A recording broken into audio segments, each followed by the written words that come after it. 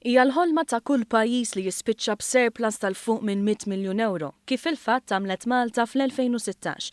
Stqarra dan bl-ikbar sodisfazzjoni il-President tal-Assoċjazzjoni Maltija għal min iħaddem l-MEA, Doris Samur Bonici.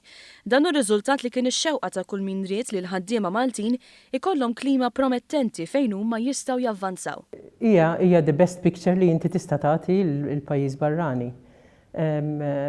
Ukoll inħarsu lejn dan is-surplus bħalissa li tagħti image ta' ekonomija b'saħħitha fejn wieħed biex jinvesti għandu mera tajba, għandu provi li x-xogħol sejjer tajjeb u naħseb dik hija il-foundation ta' kull min irid jinvesti fil-pajjiż.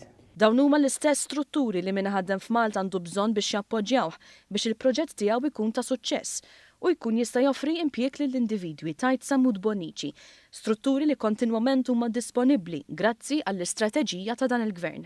Il-fatt li hemm surplus dejjem qed jafda li l-Gvern se jagħmlu dawn l-istrutturi biex l-ekonomija tibqa' sejra b'saħħitha kemm jista' jkun. U hija din l-istess strateġija tal-Gvern li kienet il-pedament sod li wassal għal dan l-ewwel surplus f'35 sena.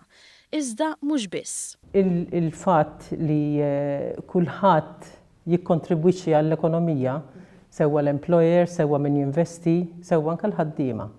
Din hija kollha parti minn ċirku sħiħ li isaħħaħ l-ekonomija u l-ambjent tal-pajjiż biex dawn ir-riżultati jintlaħqu. Staqsejna wkoll x'għandha tkun il-paġna li jmiss għal pajjiżna wara dan ir-riżultat storiku.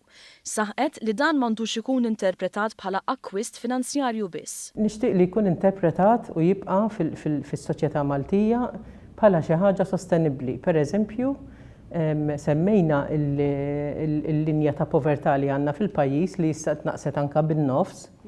Jekk wieħed jinvesti hemm biex jitella l-employability tal-ħaddiem, anke l-ħaddiema li qed jaħdmu, jekk dawn il-flus forsi jistgħu anke jiġu investiti għal dan l-għan, nies li llum qed jaħdmu f'ċertu livell jistgħu anke il-klima tipprometti li anke javvanzaw il-qudiem.